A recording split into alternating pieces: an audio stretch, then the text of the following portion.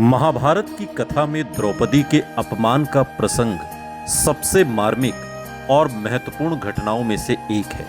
ये केवल एक स्त्री के अपमान की कहानी नहीं है, बल्कि उस क्षण की कहानी है जब हस्तिनापुर की राजसभा में धर्म और अधर्म आमने सामने खड़े थे। कौरवों के मामा शकुनी को जुए में महारत हासिल थी। दुर्योधन की योजना के अनुसार युधिष्ठिर को जुए के लिए हस्तिनापुर बुलाया गया। धर्मराज युधिष्ठिर जुए के निमंत्रण को स्वीकार कर सभा में पहुंचे। खेल शुरू हुआ तो शकुनी दुर्योधन की ओर से पासे फेंकने लगा। धीरे धीरे युधिष्ठिर अपना धन, राजपाट और संपत्ति हारते चले गए। इसके बाद उन्होंने अपने भाइयों को भी दांव पर लगा दिया और वो भी हार गए। फिर युधिष्ठिर ने स्वयं को दांव पर लगाया और वो भी हार गए। अब उनके पास कुछ भी नहीं बचा था। लेकिन जुए की स्थिति इतनी भयावह हो चुकी थी कि उन्होंने अपनी पत्नी द्रौपदी को भी दांव पर लगा दिया। शकुनी ने फिर पासा फेंका और युधिष्ठिर द्रौपदी को भी हार गए। दुर्योधन ने तुरंत अपने भाई दुशासन को आदेश दिया कि द्रौपदी को सभा में लेकर आओ। दुशासन द्रौपदी के पास पहुंचा और उन्हें राजसभा में चलने के लिए कहा।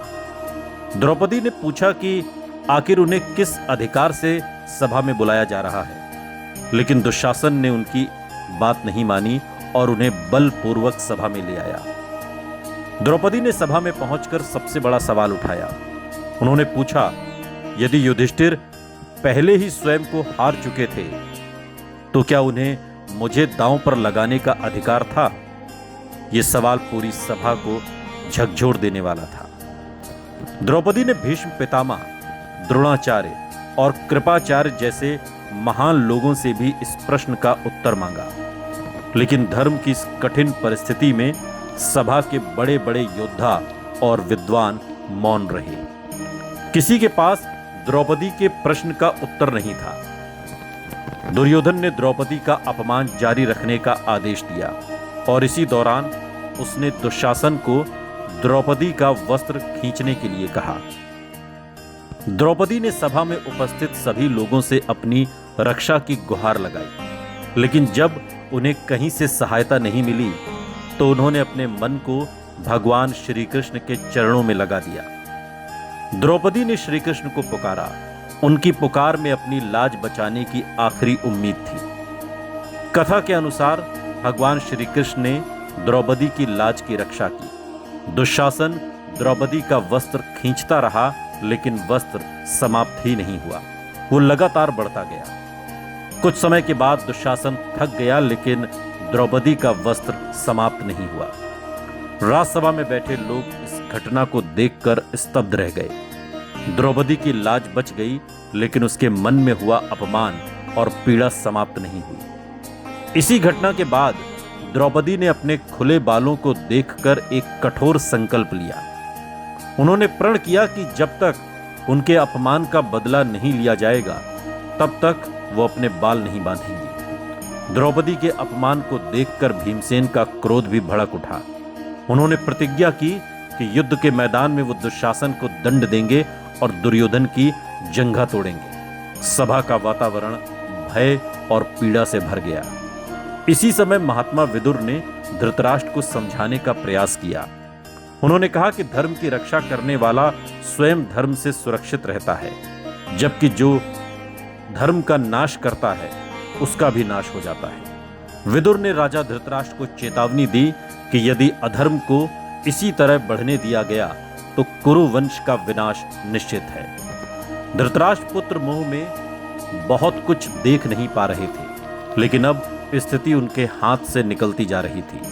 द्रौपदी के अपमान और सभा में बढ़ते अधर्म को देखकर उनके मन में भय और ग्लानि उत्पन्न हुई। उन्होंने दुर्योधन को रोकने का प्रयास किया, लेकिन दुर्योधन अपने अहंकार में किसी की बात सुनने को तैयार नहीं था। अंततः धृतराष्ट्र ने द्रौपदी की ओर मुड़कर कहा, हे पांचाली, मैं तुमसे प्रसन्न हूं। तुम जो चाहो वर मांग सकती हो। द्रौपदी चाहती तो अपने लिए बहुत कुछ मांग सकती थी, लेकिन उन्होंने ऐसा नहीं किया। उन्होंने सबसे पहले अपने पति युधिष्ठिर की मुक्ति मांगी, दास से मुक्ति। द्रौपदी ने कहा कि धर्मराज युधिष्ठिर को दासत्व से मुक्त किया जाए, यही उनका पहला वर था। धृतराष्ट्र ने उनका वर स्वीकार कर लिया। इसके बाद द्रौपदी ने दूसरा वर मांगा। उन्होंने कहा कि भीम, अर्जुन, नकुल और सहदेव भी दासत्व से मुक्त कर दिए जाएं। धृतराष्ट्र ने उनका दूसरा वर भी स्वीकार कर लिया। इसके बाद धृतराष्ट्र ने द्रौपदी से कहा कि वो तीसरा वर भी मांग सकती है, लेकिन द्रौपदी ने तीसरा वर लेने से इनकार कर दिया। उन्होंने कहा कि लोभ धर्म का नाश करता है, इसलिए वो लोभ नहीं करेंगी। उनके लिए ये दोनों वर ही पर्याप्त हैं। द्रौपदी का ये निर्णय उनके धैर्य, विवेक और धर्म बुद्धि को दिखाता है। उन्होंने अपने लिए धन, राज्य या कोई व्यक्तिगत लाभ नहीं मांगा। उन्होंने केवल अपने पति और उनके भाइयों की स्वतंत्रता मांगी। सभा में मौजूद अनेक लोगों ने द्रौपदी के इस निर्णय को सराहा, लेकिन दुर्योधन के मन में क्रोध और प्रतिशोध की आग और भड़क चुकी थी। द्रौपदी और पांडव सभा से बाहर निकले, लेकिन उनके मन में इस घटना की पीड़ा गहराई से बस चुकी थी। युधिष्ठिर संयम बनाए हुए थे, भीम और अर्जुन के भीतर क्रोध था, नकुल और सहदेव भी अपमान से व्यथित थे। वहीं द्रौपदी के मन में अपने साथ हुए अन्याय की पीड़ा के साथ न्याय की इच्छा और दृढ़ संकल्प पैदा हो चुका था। यह घटना पांडवों के जीवन का निर्णायक मोड़ बन गई। इसके बाद परिस्थितियां उन्हें वनवास की ओर ले गईं और अंततः यही अपमान कुरुक्षेत्र के महायुद्ध की बड़ी वजहों में से एक बना। महाभारत हमें इस प्रसंग के माध्यम से यह संदेश देता है कि जब किसी सभा में अन्याय हो रहा हो और शक्तिशाली लोग केवल मौन होकर उसे देखते रहें, तो वो मौन भी अधर्म को बढ़ावा देता है। द्रौपदी ने उस दिन केवल अपने सम्मान की रक्षा के लिए आवाज नहीं उठाई थी, बल्कि उन्होंने धर्म और न्याय का एक ऐसा प्रश्न उठाया था जिसका उत्तर आज भी महाभारत पढ़ने वाले हर व्यक्ति को सोचने पर मजबूर करता है। उनके दो वरदानों ने पांडवों को तत्काल दासत्व से मुक्त करा दिया, लेकिन उसके अपमान की आग शांत नहीं हुई। आगे चलकर कुरुक्षेत्र में वही प्रतिज्ञाएं पूरी हुई जो उस दिन हस्तिनापुर की सभा में ली गई थी, और इस तरह द्रौपदी का अपमान महाभारत की उस लंबी यात्रा का एक निर्णायक पड़ाव बना, जो अंततः कुरुक्षेत्र के युद्ध और कुरु वंश के विनाश तक पहुंची।